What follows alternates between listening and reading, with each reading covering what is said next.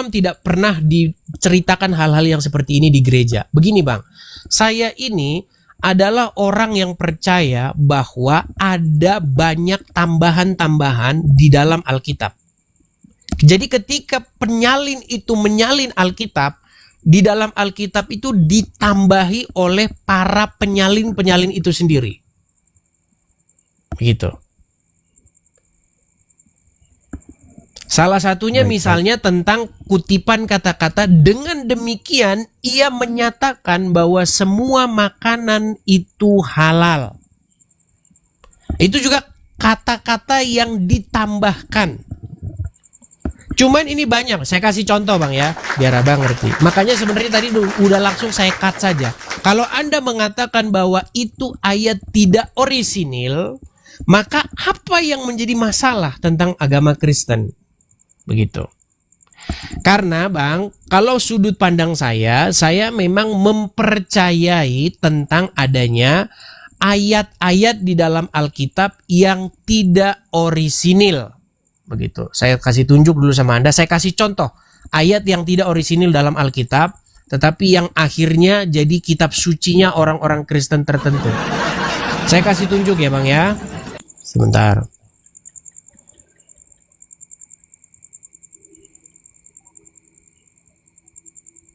Sebentar ya Bang ya.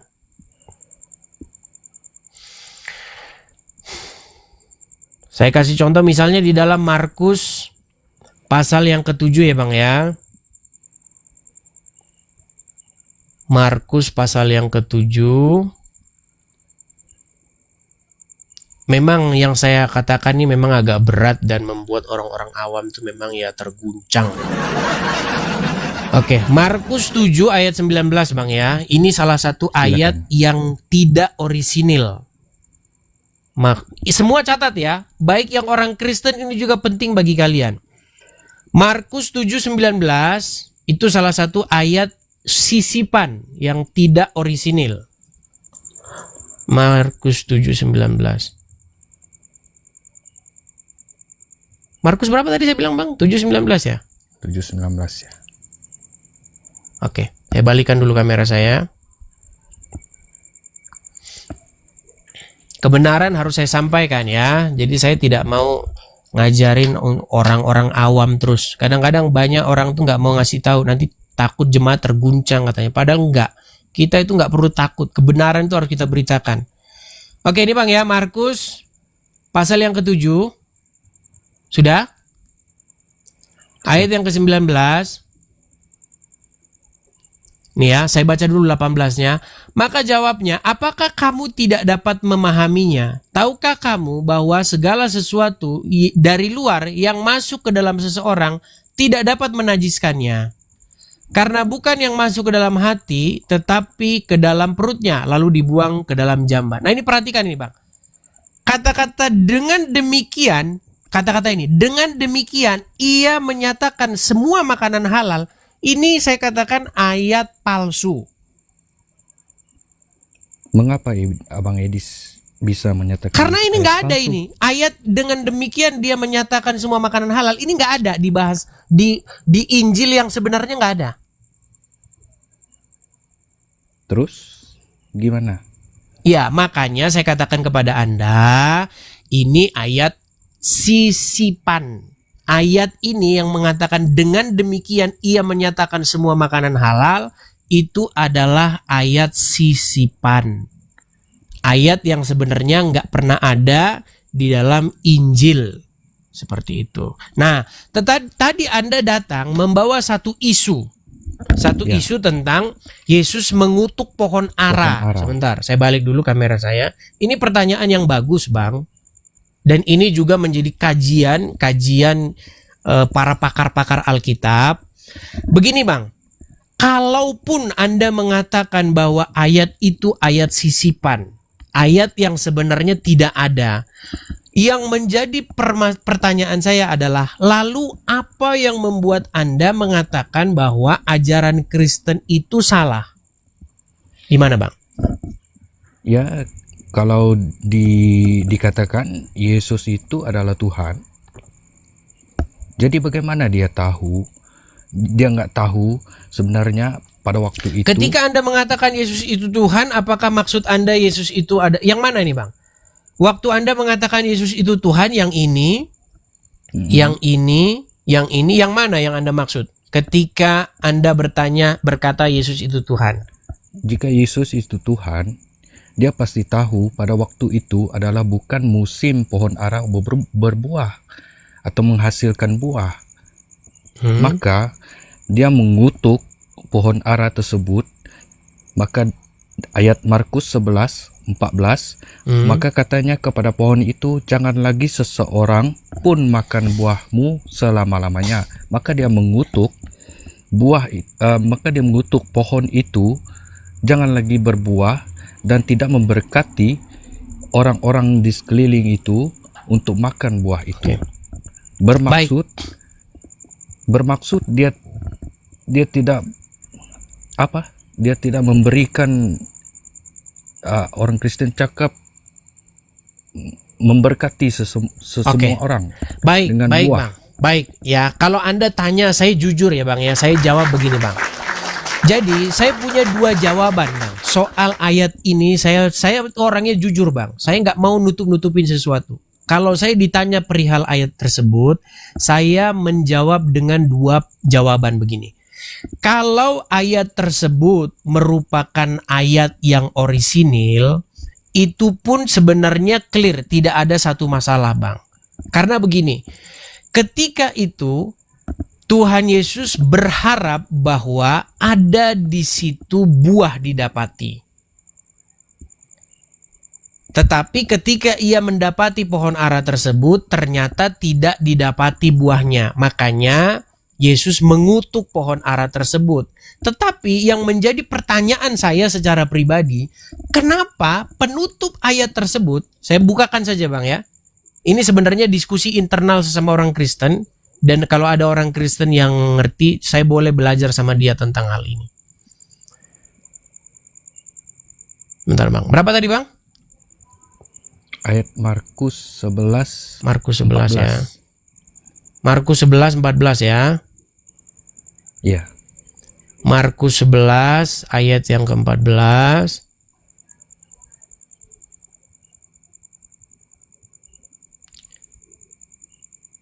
Sebentar, Bang, tapi ada yang lebih panjang, Bang. Ini versi yang pendek, Bang, ya. Sebentar.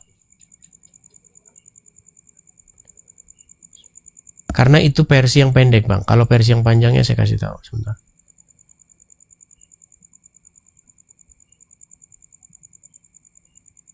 Markus pasal yang ke-11.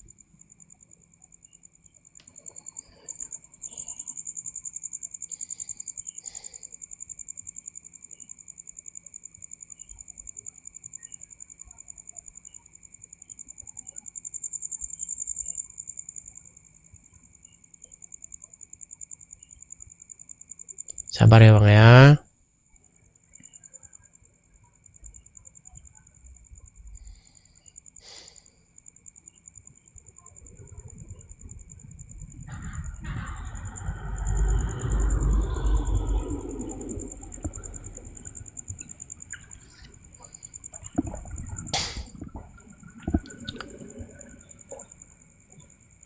Kita ambil yang versi panjangnya itu ada di Matius 21, Bang, ya. 21.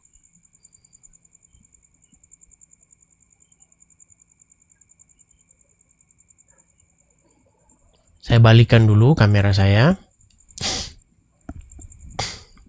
Oke.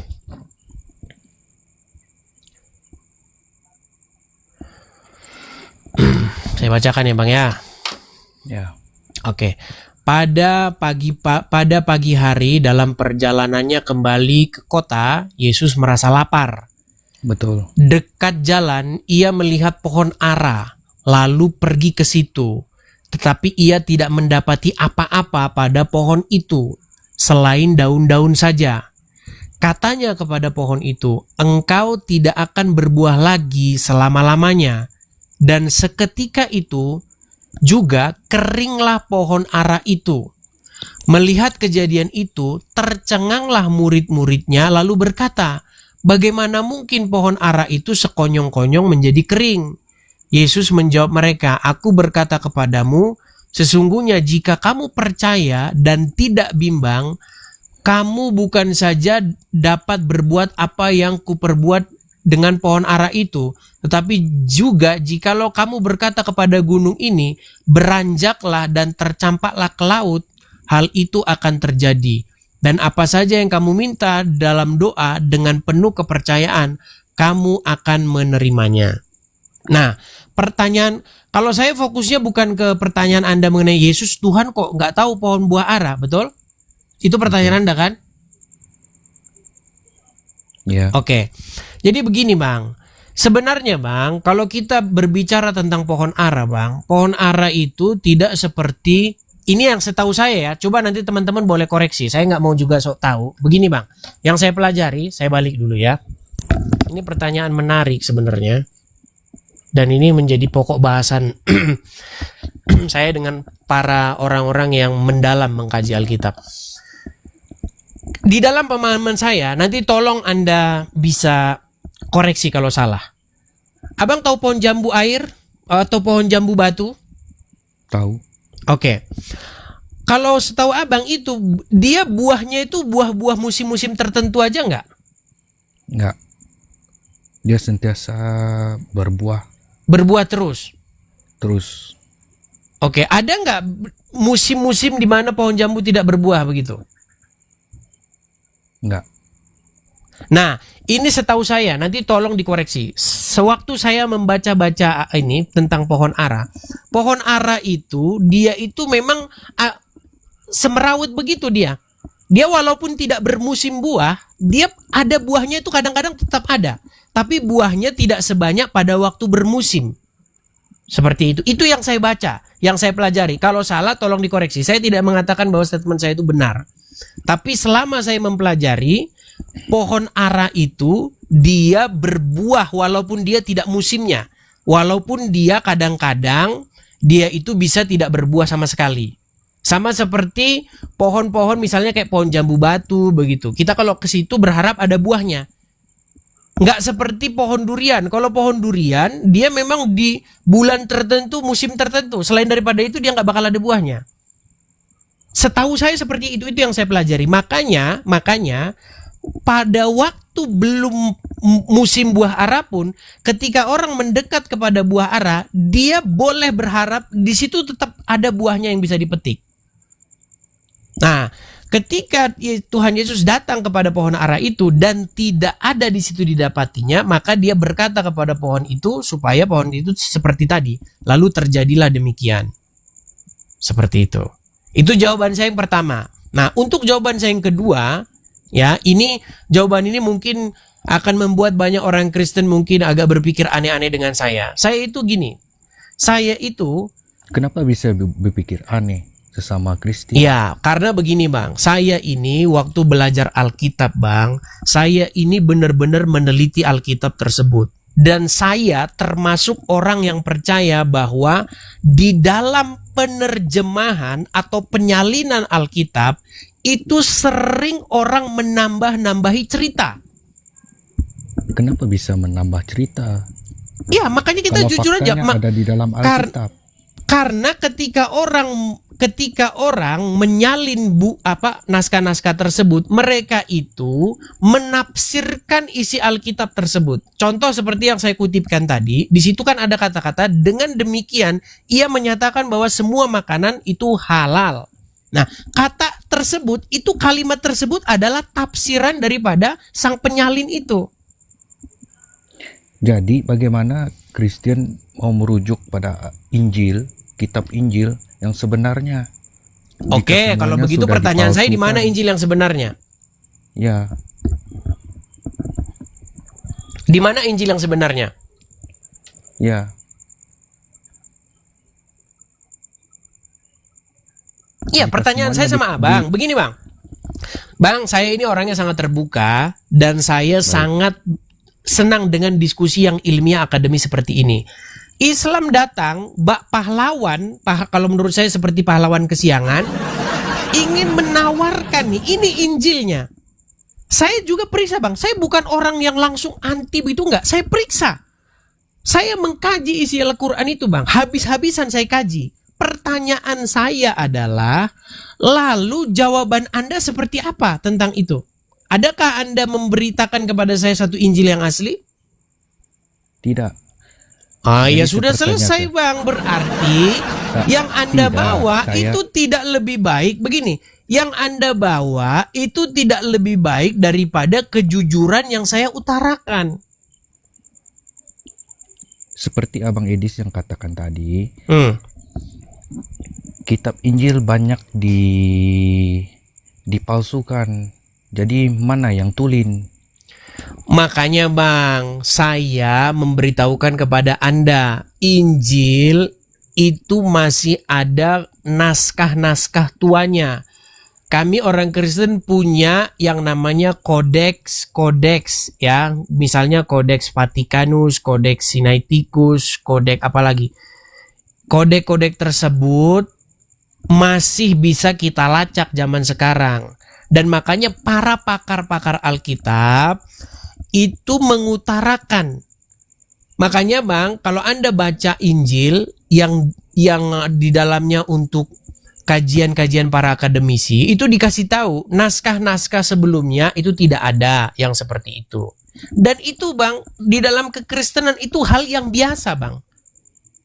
Karena Injil itu bukan Tuhan ngasih kitab begitu, ini kitab gitu, seperti di dalam pikiran kalian, bukan begitu bang.